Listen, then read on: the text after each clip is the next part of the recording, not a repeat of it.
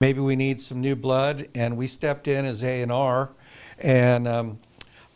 I was able to get involved with it and bring it into kind of a new age of bringing in some sponsorship and some recognition from our industry, which was the welding and fabrication industry. And we also wanted to make sure that we included the kids that were interested in drafting, also in working with wood projects.